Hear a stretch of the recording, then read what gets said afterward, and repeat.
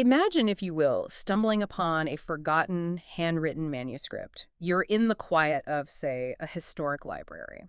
And this text, it feels potent, maybe deeply guarded, and it promises nothing less than a shortcut to divine wisdom and maybe unparalleled magical power. Wow. What if this document, this actual thing you're holding, claimed to teach you how to command spirits or maybe foresee the future with absolute clarity or even, conjure immense wealth right into your hands? Sounds like something straight out of legend, doesn't it? Pure fantasy almost. Right. But today, we're not just imagining it, we're actually diving into precisely such a document, the sacred magic of Abramelin the Mage. And this isn't fiction. It's a real grimoire, a book of magic that has, well, fascinated occultists, scholars, seekers for centuries. It's got this aura around it. It really does. And our mission today is basically to unpack this extraordinary work. We want to delve into its mysterious origins, its really unique system of sacred magic. Which is quite different from a lot of other magical texts. Exactly. And the life of its, equally enigmatic author, Abraham the Jew. And of course, the astonishing claims it makes. We'll explore why this particular text stands apart from other grimoires, many of which rely on pacts and darker arts. Yeah, this one feels different in its approach. It does, and we want to look at what its lessons, both the practical ones and the profoundly ethical ones, might mean for, say, a modern seeker of knowledge, someone looking beyond the superficial to understand true spiritual discipline.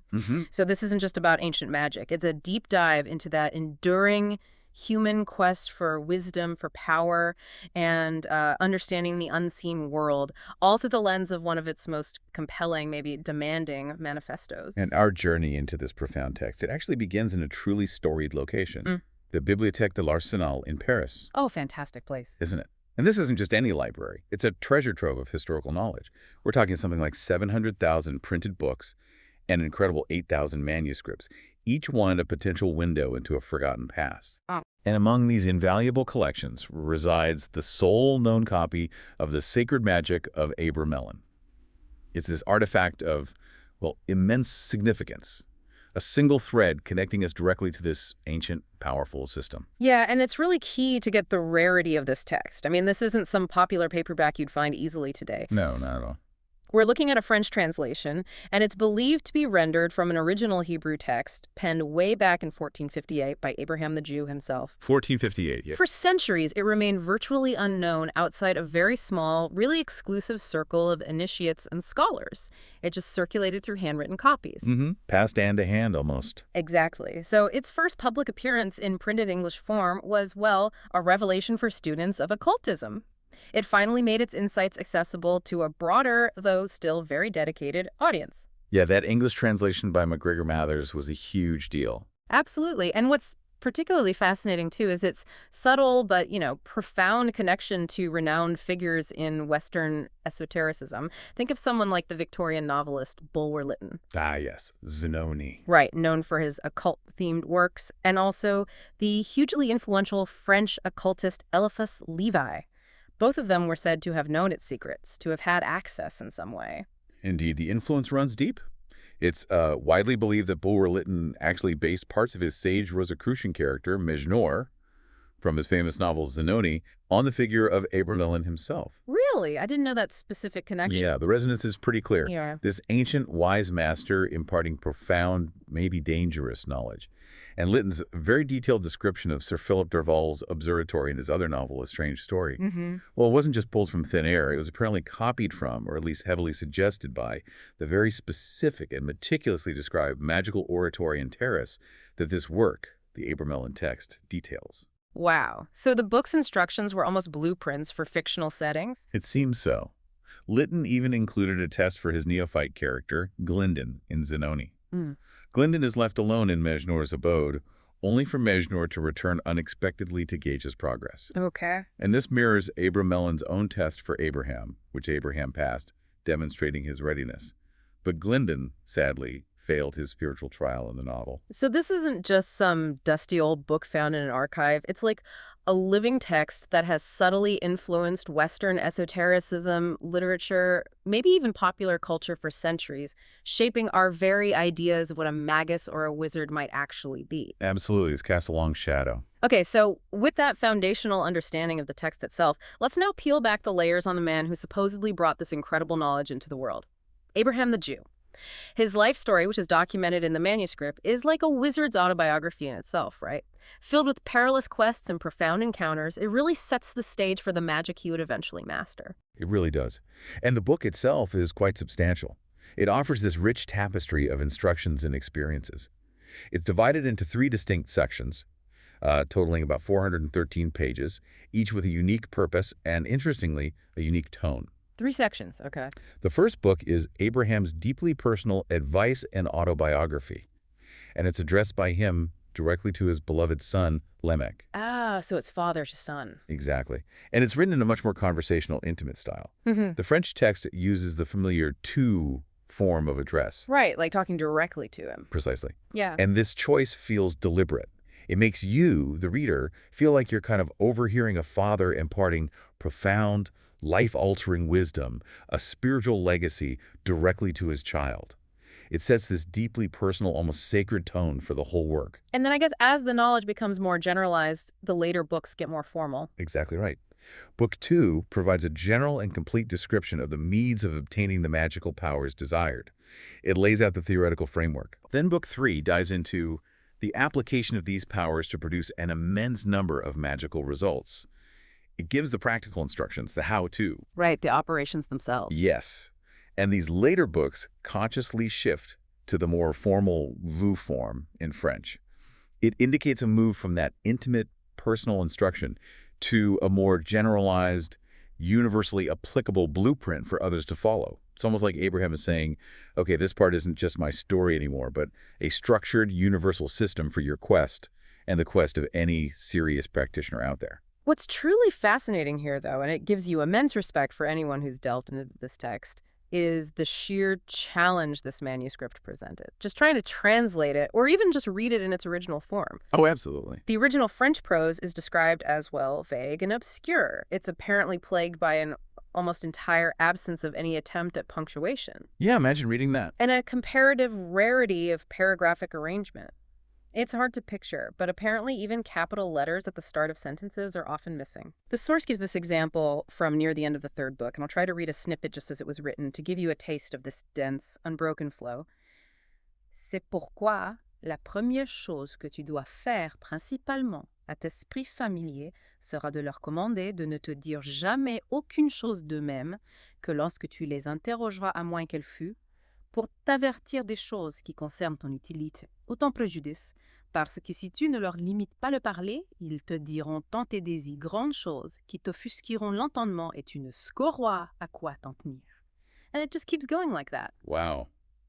That really highlights the meticulous work involved in just bringing this text to light, making it accessible. It demands profound insight, real persistence from its readers, just to parse the sentences, let alone grasp the complex, profound, magical concepts it's trying to convey. Yeah. It's certainly not a casual read or something you just skim through. Every word, every phrase seems to require deep concentration, which, in itself could be seen as a kind of initial discipline for the aspiring practitioner. Like, could you even handle the text? Absolutely. It's a commitment just to engage with the prose itself. Okay, so let's talk about Abraham the Jew himself, the author. He was born, the text says, in 1362 and wrote this manuscript for his son Lamech in 1458 at the ripe old age of 96. 96. Think about that. Right. The longevity, the depth of experience contained within those years. His quest for magical knowledge, it began early, apparently spurred by Kabbalistic instructions from his own father, Simon. So it was in the family. Seems like it. And like his, legendary contemporaries, the alchemist Nicholas Flamel, and the mystical founder of the Rosicrucians, Christian Rosenkreutz Abraham, embarked on these extensive travels all across Europe and the Middle East, driven by this unquenchable thirst to find initiated wisdom. He wasn't just reading books, he was living a real quest. Yeah, and his autobiography, it details about a decade of what he considered largely wasted time. He was studying with a Rabbi Moses at Mainz. Wasted time. Well, this rabbi's magic, Abraham discovered, was based on superstitions of infidel and idolatrous nations, as he puts it, filled with Nonsense and foolishness. Huh. What's fascinating is Abraham's observation that these false magicians, they genuinely believed their erroneous practices were veritable magic. It's a classic example of, self-deception in the pursuit of power. Right, they thought they had the real thing. Exactly. And this isn't just a simple moral warning from Abraham. It's actually a profound commentary on the nature of spiritual authority itself. Abraham is showing us that power without purity, without a true connection to the divine source, is ultimately self-destructive. These false paths aren't just ineffective, they actively corrupt and lead to ruin. It suggests that the source of true magical power is inextricably linked to your ethical and spiritual alignment, not just clever rituals or making pacts. And it seems Abraham's journey took him into even more perilous territory after that. He encountered practitioners whose methods weren't just flawed, but maybe truly sinister. Oh, definitely. His journey was fraught with peril, according to his account. He recounts encountering jugglers and tricksters, like a Christian named James at Argentine whose art was just mere trickery, aimed at deceiving people rather than truly transforming anything. Okay, simple con artists. Yeah, but then there was a truly wicked man in Prague named Anthony. This Anthony, he was only 25, but he showed Abraham truly wonderful and supernatural things. But crucially, he openly admitted he'd made a pact with the demon, giving himself over, body and soul. Whoa. Apparently, the demon Leviathan had promised him 40 years of pleasure and power. Abraham describes Anthony's terrible end. His body dragged through the streets, his head found tongueless in a drain. A really visceral and horrifying warning about the ultimate price of those dark alliances. Yikes. That's graphic. It is. He also met Greek enchanters who could raise tempests and stop rivers, but used superstitious ceremonies, which Abraham recognized as dangerous and misguided. And near Constantinople, he observed a man who used numbers written on the earth to cause extravagant and terrifying visions. Abraham explicitly warns Lamech against all these diabolical arts and their inevitable loss of soul and of body, emphasizing that such power is fleeting and ultimately corrosive. That's a stark portrayal of the dangers he believed were inherent in these false magical paths. Not just ineffective, but actively harmful. Exactly.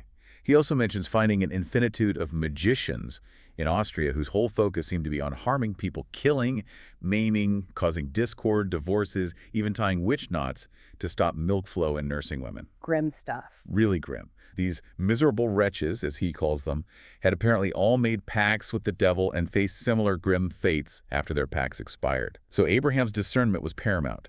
He recognized that such actions, though maybe seemingly powerful in the short term, led only to spiritual and physical ruin. It's a cautionary tale woven throughout his autobiography, really cementing his conviction that true power must come from a pure divine source.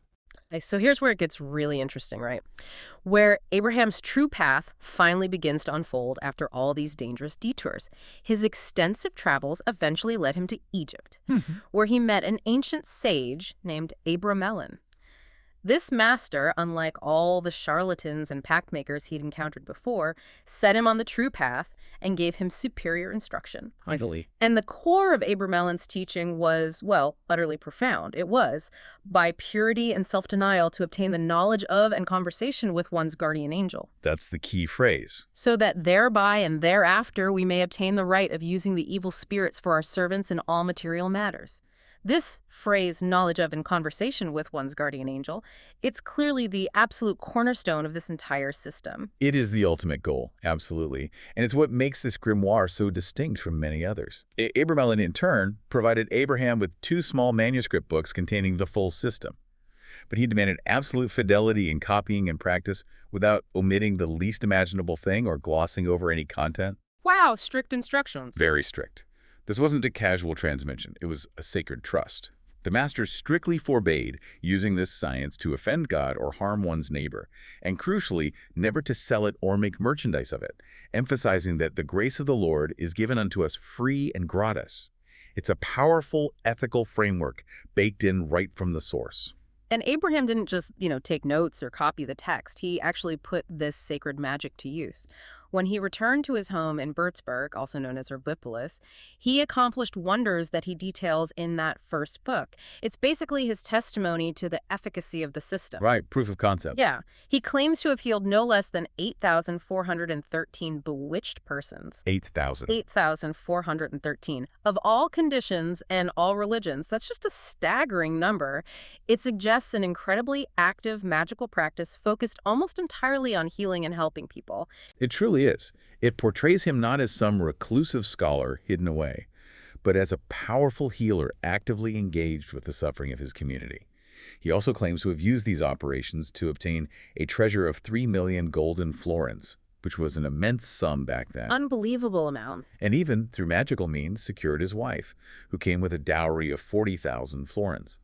So it's a very practical application of the art, too. It demonstrates a belief in its efficacy for material gain and even personal relationships, but always, apparently, framed within those strict ethical boundaries given by Abramelin. Right. It speaks to the idea that sacred magic, when properly wielded, could influence every aspect of life, not just the purely esoteric. He even dabbled in political aid, which, gosh, that must have been a perilous path for a magician.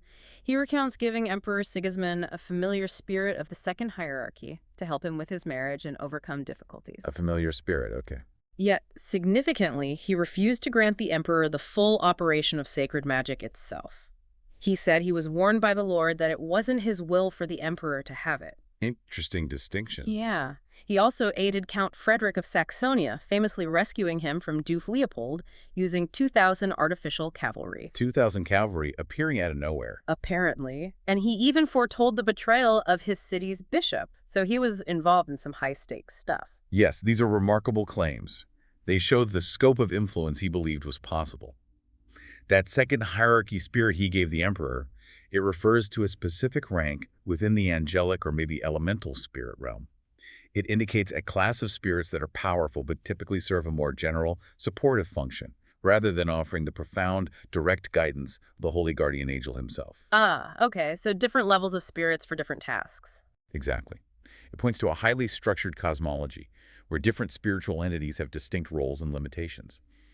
Regarding that 2,000 artificial cavalry, the editor of the text suggests this might have been a slip for 20,000, or perhaps a rumor that got magnified over time, given Count Frederick's historical military campaigns. So it suggests maybe a blend of supernatural intervention and perhaps a more earthly interpretation of events. Right, history and magic blurring. Possibly. Abraham also claims to have performed the incredibly difficult operation of reviving a dead body twice, prolonging life for 7 years, though only for extraordinarily important cases, like ensuring estates were handed down correctly to minor children, or for a lady the Emperor Sigismund loved. Reviving the dead for 7 years. That's the claim. It apparently required the concurrence of all the chief spirits, underlining its immense gravity and the strict ethical limitations surrounding it. Wow. Okay, Abraham's incredible feats. I mean, healing thousands, conjuring wealth, advising emperors, maybe even reviving the dead. It paints a picture of immense power. But what kind of man was behind this power? And what were the guiding philosophies that shaped his use of this sacred magic? Let's dig into his very unique perspectives on things like religion, gender, and the nature of authority itself. Yeah, this is a really interesting territory. What's truly fascinating is Abraham's religious inclusivity, but as you hinted, with a significant catch. He asserts that this system may be attained by anyone, whether Jew, Christian, Mohammedan, or pagan. Which is remarkably open-minded for 1458. Absolutely. It suggests a universal spiritual truth underlying diverse religious forms. However, he continually warns Lamech against the error of changing the religion in which one has been brought up. Okay. Don't switch teams, basically. Pretty much. He cites the example of a magician, Joseph of Paris, who apparently failed precisely because he renounced Christianity to become a Jew. The belief was that denying a former religion, even if you thought it was flawed, ceremonially denied the supreme divine powers you were previously aligned with. And that created a ceremonial obstacle against future magical action. That's a really nuanced point. It's not about which religion is right, but about the integrity of your personal commitment to your spiritual foundation, whatever that is. What exactly is this ceremonial obstacle supposed to be? How does it manifest? Well, this ceremonial obstacle isn't just seen as like a broken promise. It's viewed as a disruption of your personal spiritual alignment. Hmm. If you've ceremonially pledged yourself to one divine system, one way of connecting, and then later you deny it, it creates this kind of energetic dissonance that can block any subsequent attempts to connect with higher powers. Like static on the line. Exactly. Like having static on your spiritual phone line. You can try to make the call, but the connection is inherently compromised because you've negated the very foundation of your spiritual identity. So faith, in any form, was paramount. Not the specific dogma, but the sincere commitment to a higher power as you understand it. Fascinating. So it's about integrity to your own path, regardless of its specific outer form.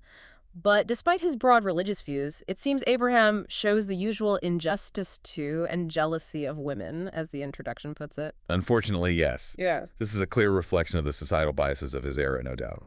He grudgingly admits that the sacred magic may be attained by a virgin, acknowledging the possibility, Grudgingly. Okay. but at the same time dissuading anyone from teaching it to her. Oh, come on. Right. The editor of the introduction explicitly pushes back on this, stating quite rightly, the numerous advanced female occult students of the present day are the best answer to this. It really offers a fascinating glimpse into the historical gender biases that permeated even these supposedly enlightened esoteric traditions. It shows that even a great magus like Abraham could be limited by the social constructs of his time, and it reminds us that wisdom hopefully evolves. Yeah, a necessary reminder. He also had very strong views on monarchs and power, which connects back to his refusal to grant the full operation to Emperor Sigismund, right? Precisely. He strongly advises never to give this operation unto a monarch. He asserts that Solomon was the first who abused it. Solomon, really? That's his claim. And if you do give it to a monarch, he warns, both you and your successors would alike lose the grace hereof. This is a stark warning about the corrupting influence of ultimate power on sacred knowledge. It indicates that this wisdom isn't meant for those already sitting in positions of supreme worldly authority. Why not? What was the fear? Abraham seemed to believe that the immense power of this magic, when combined with unchecked temporal power, inevitably leads to its misuse and eventual loss for everyone involved. Solomon, despite his legendary wisdom, was seen by Abraham as having crossed a line, prioritizing worldly gain and control over the necessary spiritual purity. Interesting take on Solomon. And this ties into another interesting, maybe, contradiction in Abraham's own life. While he clearly advocates for a retired life after attaining magical power, his autobiography shows him constantly involved in the contests and convulsions of the time, healing thousands, finding treasure, advising emperors. Yeah, the editor points out this inconsistency too, noting that initiated and wonder-working mediums, perhaps like Abra-Melin himself, often don't actually follow a hermit's path after initiation. It suggests this tension between the ideal of spiritual seclusion and the practical application of immense power in a complex, demanding world. Maybe Abraham understood that his sacred duty involved helping humanity, even if it pulled him away from pure contemplation. Or perhaps it just highlights the inherent challenge of living as a magus in the world, balancing the demands of compassion versus the purity of isolation. It certainly makes you wonder about the practicalities of a wizard's life and the constant balancing act required. Doesn't it just? It certainly makes you wonder. Okay, so let's move into the very practical and frankly rigorous aspect of the system. The path to power, the 6 moons preparation. What's the foundational concept of this true magic, according to Abra-Melin, that underpins this entire transformative process? Because 6 months sounds intense. Oh, it is. Abraham emphasizes that this system of sacred magic has its basis in the Kabbalah. Now, this isn't the mystic doctrinal Kabbalah, the kind he passed to his eldest son Joseph as his birthright. This is what he calls the practical Kabbalah. Practical Kabbalah, what does that mean exactly?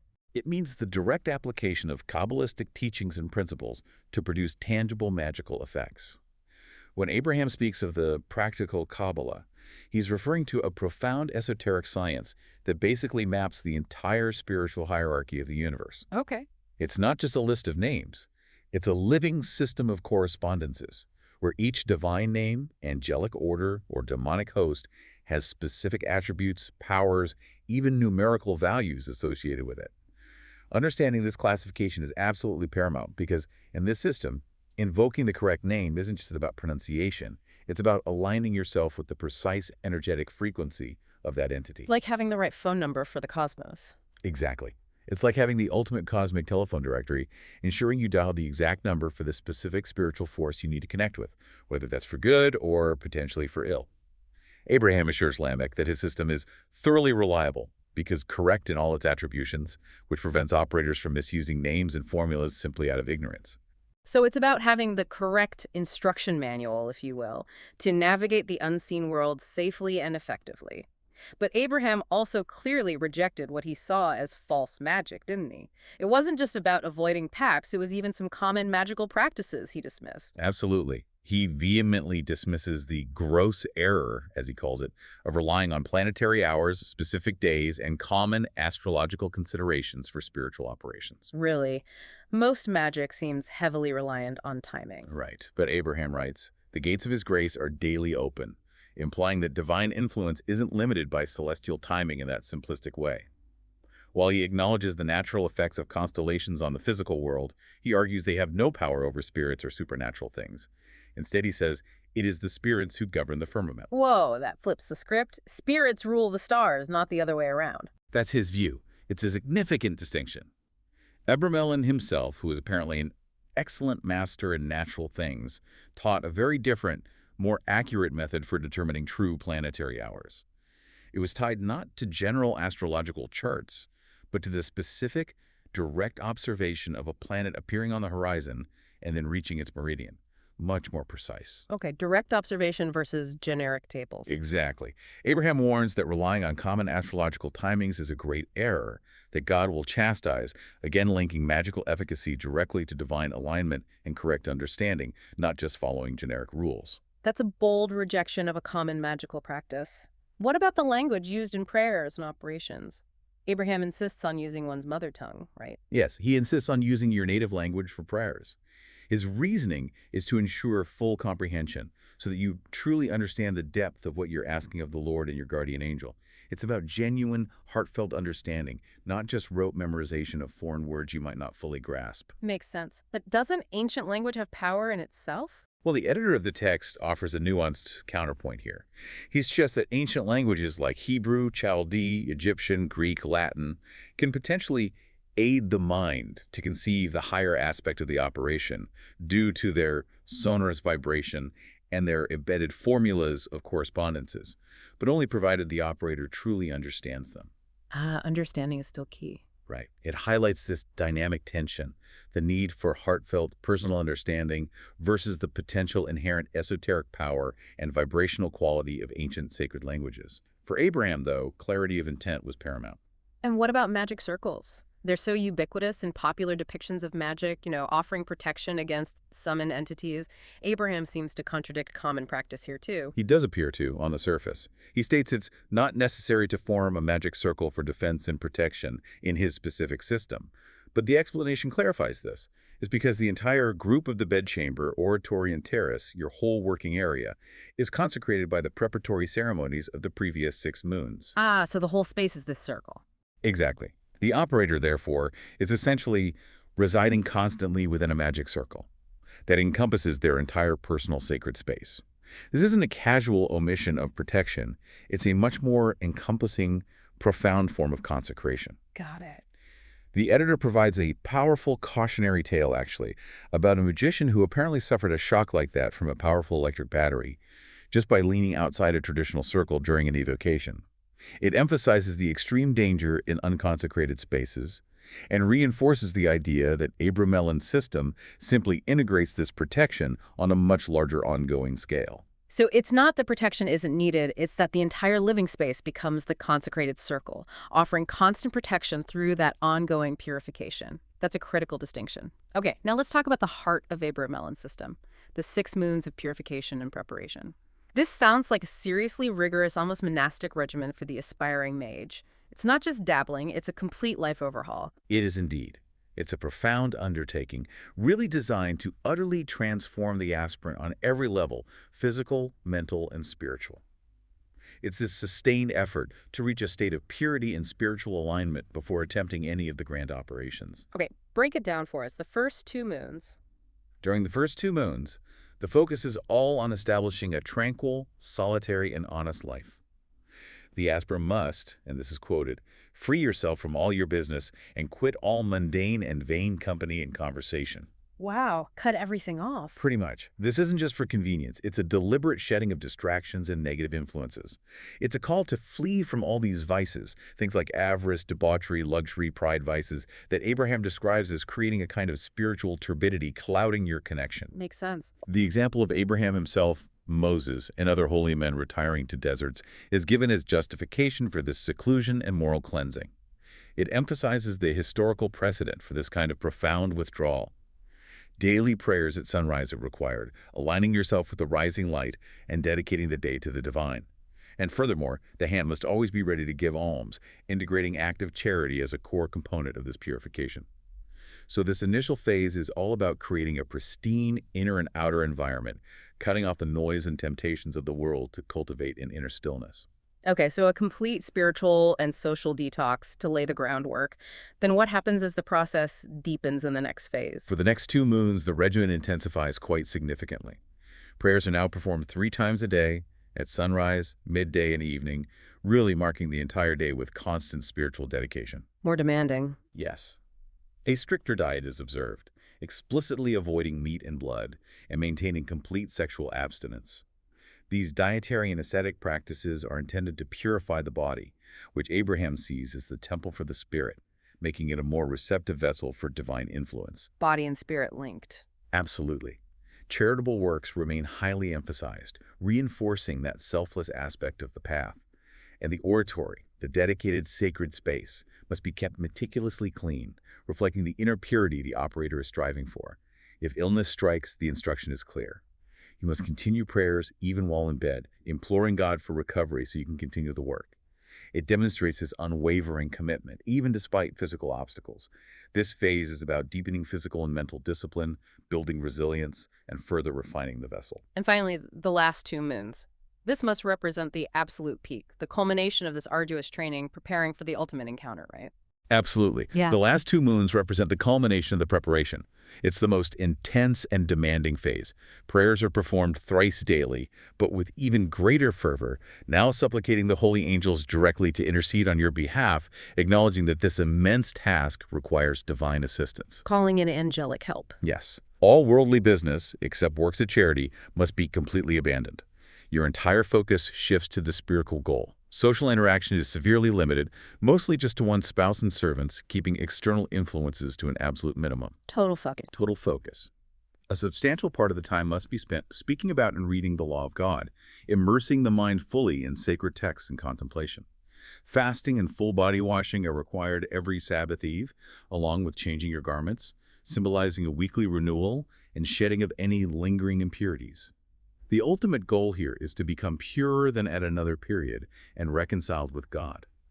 To reach a state of profound grace and inner luminosity, really, in order to be able to endure the potentially overwhelming presence of the holy angels and receive the secret wisdom. This entire 6-month period is about purifying your astral sphere from negative influences, developing an iron willpower, and achieving unparalleled self-control and spiritual receptivity. It's a complete, deliberate reconstruction of the self. That sounds like an undertaking of monumental self-discipline and profound transformation. It's truly a complete life overhaul. And to do all this, you'd need a dedicated sacred space, clearly delineated and prepared, as you mentioned. The oratory and terrace. Precisely. The system outlines very specific, almost architectural requirements for this sacred space: oratory, terrace, and tools. The oratory is described as a private, secret chamber, ideally with a window facing east, aligning with the rising sun and traditional directions of spiritual significance. Facing east, okay. It must be completely boarded with pine wood. Pine is often associated with purity and protective properties in various esoteric traditions. Within this sacred chamber, specific items are required: an altar covered in immaculate white linen, symbolizing purity, 2 wax candles, representing perhaps the twin pillars of light or consciousness, a censer, made of bronze or silver, for burning perfumes and offerings to attract celestial entities, and an olive oil lamp, providing continuous, pure illumination. All these items must remain permanently in place throughout the entire operation, indicating a continuous state of consecration. And the oratory itself must be swept clean every Sabbath eve, maintaining its pristine energetic state. So this is more than just a room. It's like a permanent installation, a dedicated sacred facility within your home, fully integrated into your life. Absolutely.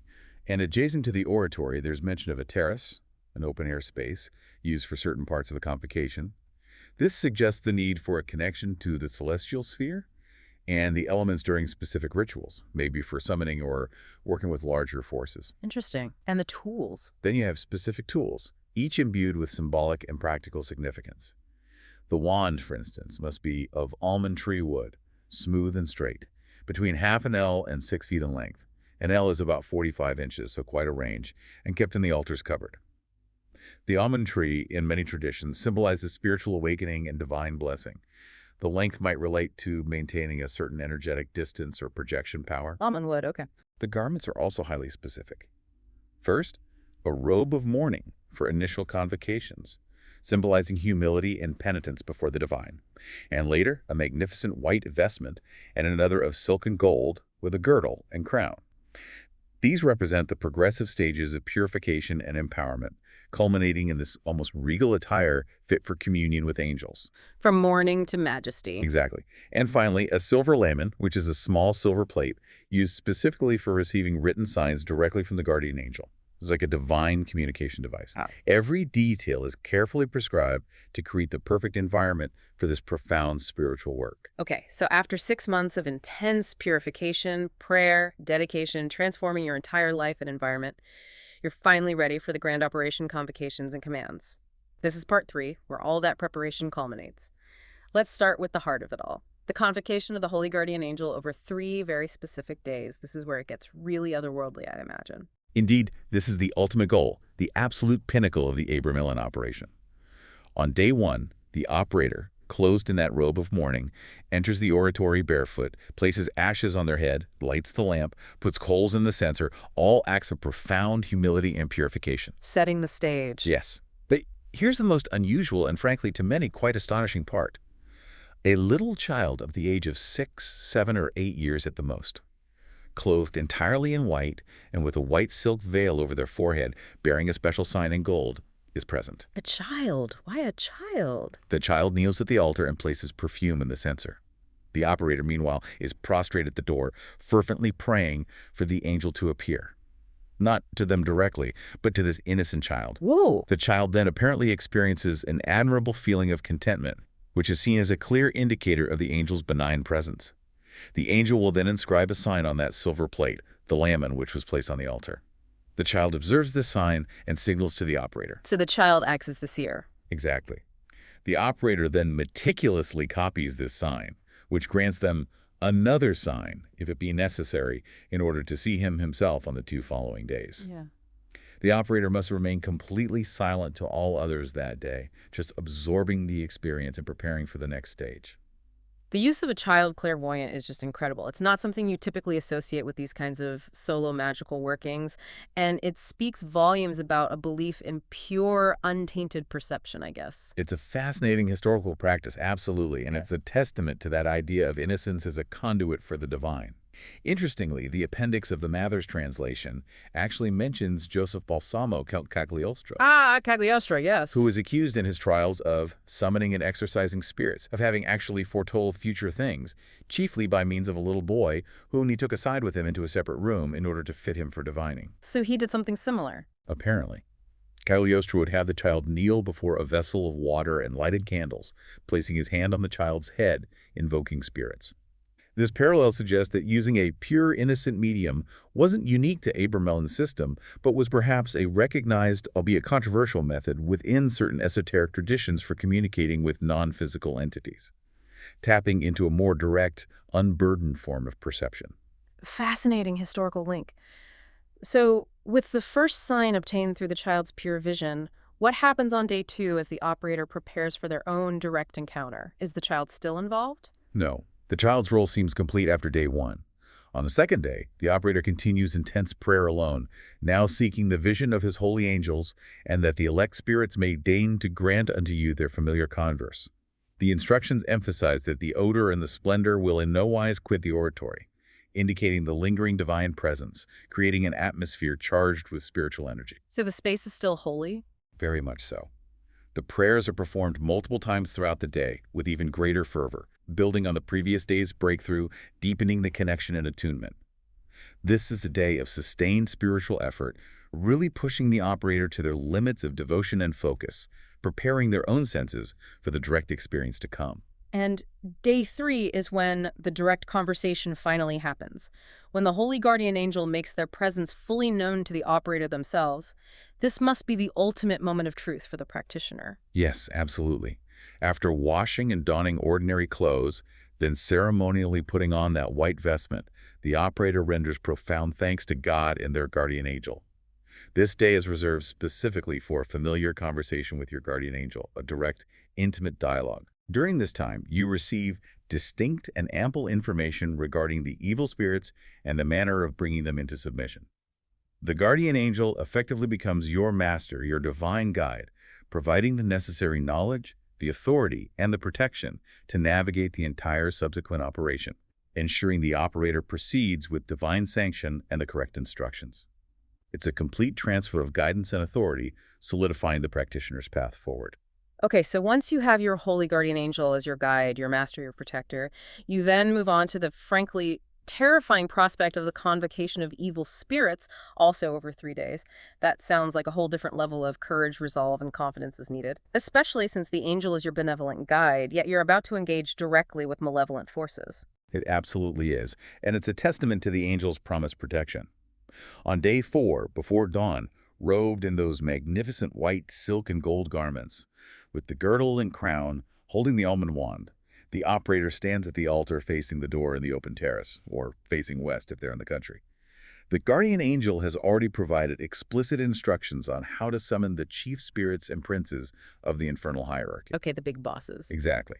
And the summoning must be done not just with ritual words, but with a free heart and intrepid courage. Because, as the text warns, the spirits keenly examine whether he who conjureth them is courageous or timid. It's not just about reciting formulas, it's about projecting this inner strength, an unshakable will and supreme spiritual authority derived from the angel. So it's a battle of wills right from the outset. Who are these chief princes, these formidable entities you're meant to confront first? The text names the 4 sovereign princes of evil: Lucifer, Leviathan, Satan, and Belial. The top tier. The very top. The operator makes very specific, non-negotiable demands. They are subject by God's virtue. The purpose of the summoning is for good, for God's glory and humanity's benefit. They must appear immediately when called, and if they're somehow hindered, they must send capable substitutes. Crucially, they must promise and swear by God's most rigorous judgment and by angelic punishment, invoking the highest possible authority over them. This is absolutely not a request. It is a command from a divinely empowered operator. I can only imagine the kind of demonic challenge they'd throw back at you. I mean, these aren't exactly creatures known for their pleasant dispositions or eagerness to obey. And Abraham anticipates that explicitly. He says the princes will undoubtedly attempt to tempt the operator. They'll question their authority, reproach them for their past sins, maybe dispute their religion. They'll try everything to undermine the operator's confidence and spiritual standing. How do you respond to that? Abraham instructs the operator to respond in few words and laughingly, asserting that it is none of their business to discuss such matters. The operator is told to affirm that the true God, who has condemned them and brought them into submission under your feet, will forgive you your sins, thus completely dismissing their accusations and asserting divine forgiveness over their petty judgment. Laughingly. Wow, that takes nerve. It does. Then they will apparently demand sacrifice or some form of courtesy, which the operator must staunchly refuse, stating emphatically that sacrifice is unto the only God. It's a profound test of unwavering faith, unyielding authority, and absolute refusal to engage on their terms or show them any deference. The operator must treat these spirits strictly as servants. Not familiar equals absolutely no flattery, no obedience, no respect towards them. Commands must be precise, and for lesser tasks, Abraham advises using inferior spirits to maintain a strict hierarchy and not bother the princes unnecessarily. Talk about standing your ground in the face of, well, immense malevolent power. So assuming you pass that intense test of will and faith, what happens on day 5 after the chief princes are subdued and sworn? Right. Once the chief princes surrender and are bound by their oath, they are compelled to name the 8 sub-princes. These are listed as Astro, Magat, Asmodee, Beelzebub, Orions, Paimon, Eraton, and Amamon. Still pretty major names in demonology. Oh, absolutely. Powerful entities in their own right, but now theoretically subservient through the binding of the chief princes. The operator then places a written list of the specific subservient spirits they desire. Spirits who are described as infinite in number and incredibly varied in skill, ranging from wealth manifestation to healing to causing visions on the terrace for these sub-princes. The sub-princes then take the same solemn oath as the chief princes did, promising to appear the following morning with all the requested spirits under their command, further expanding the operator's dominion down the hierarchy. And day 6 is the grand manifestation then, when all these myriad spirits finally appear for the operator to command directly. Yes, this is the culmination of the entire convocational part of the operation. The sub-princes present all the requested spirits. Astro, who is noted as being a particularly powerful entity, along with his great army, appears visibly, but in a form prescribed by the guardian angel, ensuring their manifestation is controllable and not, overwhelming or terrifying. Controlled manifestation, okay. They too take an oath of obedience, sealing their subservience. The operator then uses the signs of the third book, these magical squares we'll talk more about, placing the specific symbols belonging to, say, Astro and his legions on the terrace. The spirits swear upon these very symbols, promising to obey whenever the operator simply touches or moves a symbol, or even just gives a verbal command related to it. This establishes a direct, tangible link for control, making the symbols the literal keys to commanding their power. And what about sending them away? Do you need elaborate banishing rituals, like in so many other grimoires, to make sure they actually leave? Interestingly, and quite distinct from many other magical traditions, extensive ceremonies for dismissal are deemed unnecessary here. The spirits, having been bound by divine authority and made to swear oaths under threat of angelic punishment, are apparently only too glad to be far away from the operator's divinely consecrated space and authority. They want to get out of there. Seems so. So the operator simply tells them they can go unto their destined place, reminding them of their oath. This simplicity is largely possible because the entire operational space, the oratory and terrace, is already so thoroughly consecrated through the 6 moons of preparation. It provides inherent, continuous protection against lingering malevolence or any undue influence, making complex banishing rituals redundant. The authority of the guardian angel is considered all-encompassing. That's surprisingly straightforward, actually, a testament to the inherent power and protection built into the system itself. But with all this immense power now theoretically at the operator's command, there must be an incredibly strict ethical code to prevent misuse, right? I mean, the potential for harm seems enormous. Absolutely. The ethical framework is paramount and constantly stressed. The immense power granted must be used unto the honor and glory of God for one's own necessary good, and crucially, unto the use, health, and well-being of your neighbor, whether friend or enemy, and generally for that of the whole earth. This establishes a fundamental principle right away. This power is intended for benevolent, universal good, not selfish gain or harm. And what's explicitly forbidden? What are the absolute lines that must never be crossed? The warnings are very clear. You must never demand a symbol for evil, because as Abraham puts it, you would grieve him, the guardian angel. This really emphasizes the angel's benevolent nature and the direct personal consequence of violating that sacred trust. Grieving your angel, wow. Yeah. You are warned to shun all evil activities and also to, consider him to whom you would render a service, because it often happeneth that in doing service unto another one worketh evil for oneself. This underscores a profound ethical responsibility in every single application of the magic. It requires deep foresight and wisdom to avoid unintended negative consequences, even when you're acting with good intentions. It's not just about avoiding direct harm, but also about the wisdom and potential repercussions of intervention itself. That's a heavy burden of consideration. What about discretion? If you're now capable of performing such wonders, does the world need to know you're this powerful magus? Or is it better to keep that power hidden? Abraham advises extreme discretion with this immense power. As we mentioned, the operation should never be given unto a monarch, citing King Solomon's supposed abuse of it. The reasoning seems to be that such knowledge, in the hands of absolute temporal power, inevitably becomes a tool for tyranny and spiritual corruption, losing its grace. Keep it away from kings. Yes. And healing and good works performed for others should be done subtly and discreetly, perhaps with a semblance of performing thy cures, by prayers or by ordinary remedies or by the recital of some psalm. The true magical source of the power should remain hidden from those who might regard such action as a duty and obligation, or who are naturally inclined to ask thee always things prejudicial. Basically, hide your power to avoid becoming a target for endless demands or manipulation, which could force the operator into compromising situations or exploit the magus. So it's about helping without revealing the source of the help, to avoid both unwanted fame and undue demands, maintain the purity of the act and your own safety. What about the presence of symbols that could ostensibly be used for evil within the third book itself?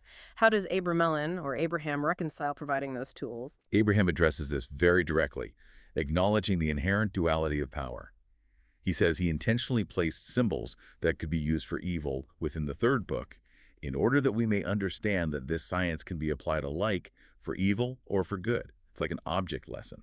However, he emphatically underscores that God, however, accordeth and giveth his grace, not unto the evil, but unto the good. So the potential exists, but divine backing is only for good. That's the implication. While the potential for misuse exists simply due to the nature of these spiritual forces and the tools provided, divine sanction and the grace needed for success are only granted for righteous application. He does warn that the evil spirits themselves are exceeding prompt and obedient in the working of evil, making it a dangerous trap for the unwary or the morally weak. But the operator, purified through the 6 moons, must constantly guard against their own inclinations and temptations, always maintaining moral rectitude. The choice of how to wield this power ultimately rests with the purified operator, but the system is designed to strongly favor the good. That's a profound responsibility. It's almost like being given an incredibly powerful, dangerous tool and being trusted implicitly to use it wisely, with your own soul effectively on the line. Okay, now for part 4. The symbols and their uses, a catalog of wonders. This is where the actual magic gets incredibly detailed and concrete, showing what an operator, having achieved all this, could actually do. Yes, the third book is truly described by Abraham as a very beautiful garden, filled with this vast array of magical symbols, which are primarily in the form of squares of letters. These squares apparently come in 4 main types. Letter squares, like word puzzles. Sort of, but infinitely more potent, according to the text. You have full squares, which are often double acrostics, meaning words or names read the same forwards, backwards, up and down, like the famous Essator square, though these are likely more complex. Okay, palindromic square. Right. Then you have gnomon shapes, where part of the square is vacant, creating a specific, often L-shaped pattern of letters. There are also border shapes, where the central part is vacant, forming an outer frame of letters. And finally, irregular dispositions, which don't conform to these neat geometric patterns. Different shapes for different purposes, maybe? Presumably. To give you a better idea, imagine a word like Roma, written forwards and backwards, maybe interwoven with amor or other related words to form a perfect square that's a full square. The power supposedly comes from the intricate interweaving of these words, or divine angelic demonic names, creating a kind of spiritual engine, a specific vibratory resonance. A gnomon shape, where part of the square is vacant, might be like carving out a corner of that spiritual engine, leaving a specific pattern of letters that resonate with a particular magical intent, maybe a more focused or refined effect. Fascinating. The names or words within these squares often directly reflect the desired effect, or are appellations for the result you're seeking.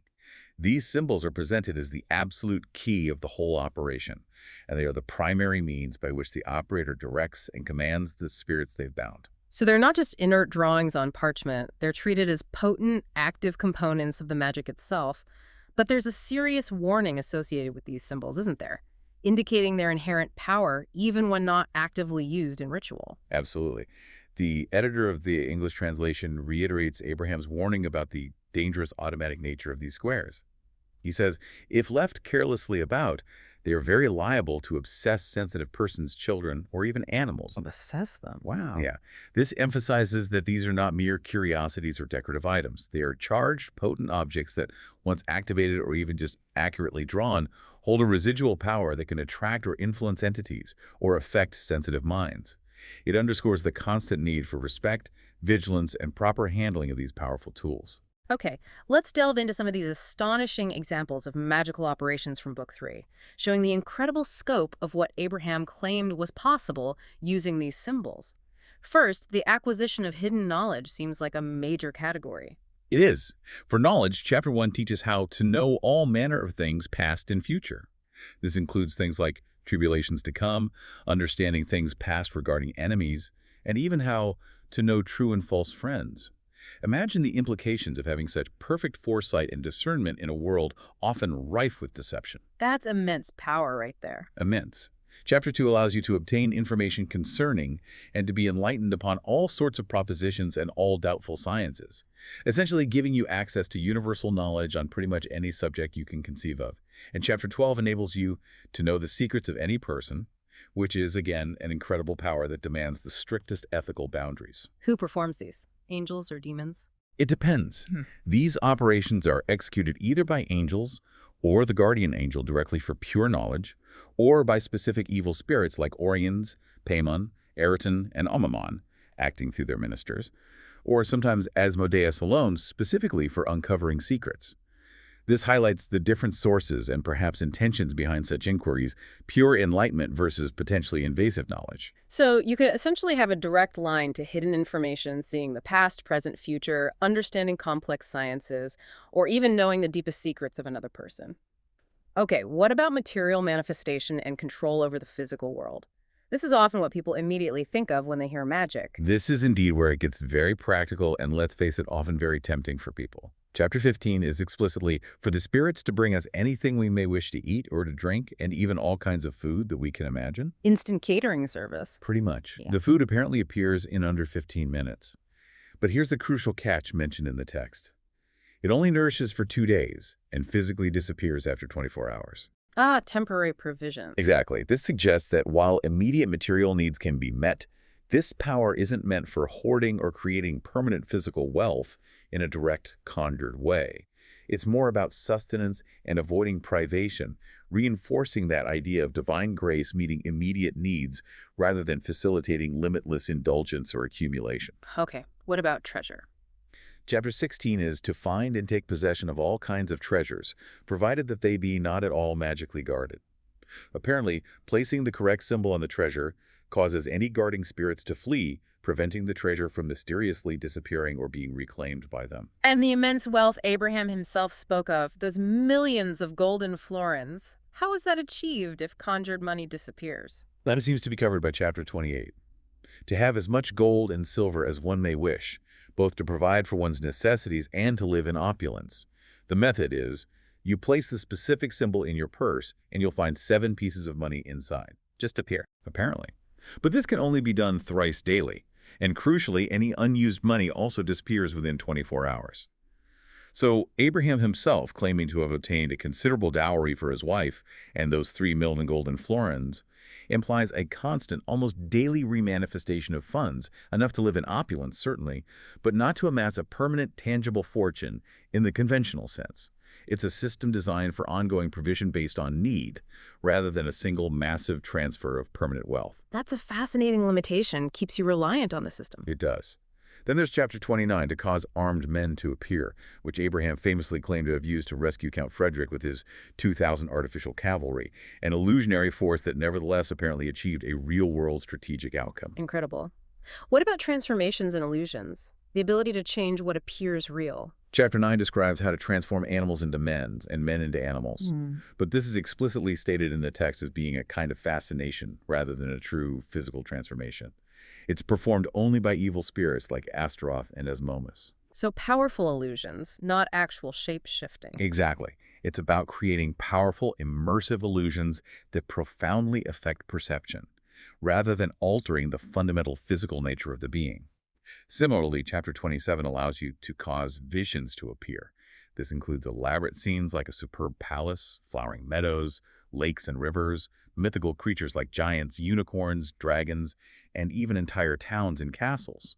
These are also executed only by evil spirits, again highlighting the potentially deceptive or illusionary nature of these spectacles, likely for entertainment or perhaps to instill fear or awe in others. Okay, so illusions and fascination. What about healing and protection from other magical attacks? That seems more in line with the good use Abraham emphasized. Definitely. Chapter 10 provides a method to hinder any necromantic or magical operations from taking effect, except those of the Kabbalah or of this sacred magic. So it acts as a kind of magical self-defense or immunity for the practitioner of this system against other forms of magic. A protective shield. Essentially.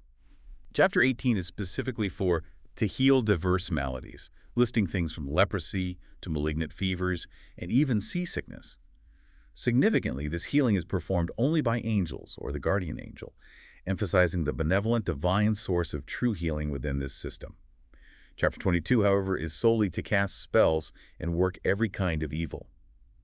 Abraham warns strongly against its use, but acknowledges its possibility, especially perhaps for self-defense against enemies who mean you harm.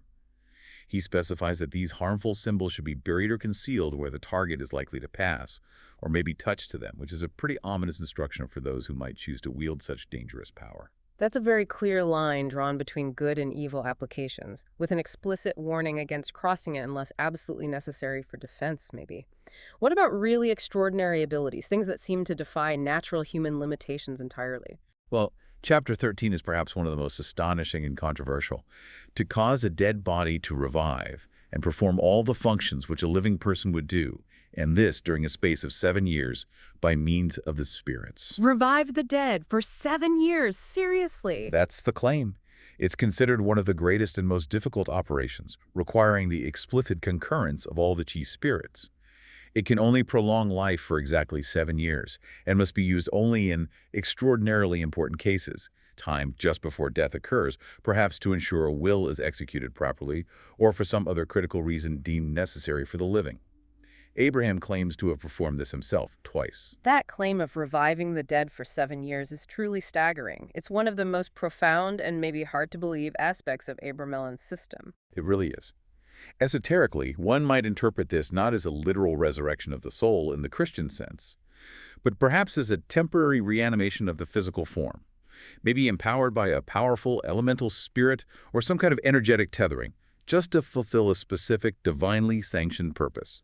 The strict 7-year limit and the absolute necessity of the concurrence of all the chief spirits really highlight the immense energy and cosmic permission supposedly required for such a profound intervention in the natural cycle of life and death. It reinforces the idea that this is not a casual feat, but one of immense spiritual gravity and consequence. A staggering claim indeed, pushing the boundaries of what's considered possible, even within magical traditions. What other extraordinary abilities are described? Other chapters grant abilities that sound more like classic magical tropes. Chapter 17 is to fly in the air and travel any whither, achieved by placing a symbol under your hat. Chapter 25 is to walk upon and operate under water, granting dominion over the element of water. And chapter 26 is to open every kind of lock without a key and without making any noise. The ultimate lockpick. Pretty much. This includes doors, padlocks, strong boxes, even prisons. But it comes with explicit warnings against using it to break into churches or for the committing of murder or for rapes and violation of women, again setting very clear ethical boundaries for a power that could obviously be used for crime. These are incredible powers, with very specific ethical boundaries attached, echoing Abraham's earlier warnings. And what about matters of the heart, love and hate, which so often drive human actions and desires? Yes, the system addresses those too. Chapter 19 covers for every description of affection and love. This ranges from influencing one's spouse to gaining the favor of princes and kings, and even ecclesiastics, church officials. Abraham notes that making oneself beloved by religious persons is the most difficult, perhaps due to their inherent spiritual protection or maybe detachment from worldly affections. Interesting. And the opposite. Conversely, chapter 20 is to excite every description of hatred and enmity, discords, quarrels, contentions, combats, battles, loss, and damage. This demonstrates the capacity for manipulating human emotions and relationships towards negative ends as well. These powers relating to emotion are executed either by angels or evil spirits, or specifically by Belial for love and Beelzebub for hate, again showing the dual nature of these forces and who controls them. And finally, there's even a chapter for entertainment, which seems almost mundane after discussing things like reviving the dead or flying. Yes, chapter 30 allows the operator to cause comedies, operas, and every kind of music and dances to appear. This is performed only by evil spirits, specifically Belial again. It's a testament perhaps to the comprehensive nature of the magic, addressing both profound spiritual needs, material necessities, and even seemingly mundane desires for diversion or spectacle. It highlights the spirit's versatility, even if just for simple entertainment. So we've seen the incredible scope and detail of these powers described in the third book, from divine communication to commanding demons, from healing the sick to conjuring wealth, even raising the dead apparently, and all through these fascinating, potent letter squares. But Abraham leaves us with some final, very stark words of caution, doesn't he? Emphasizing the immense responsibility involved right to the very end. Yes, very much so.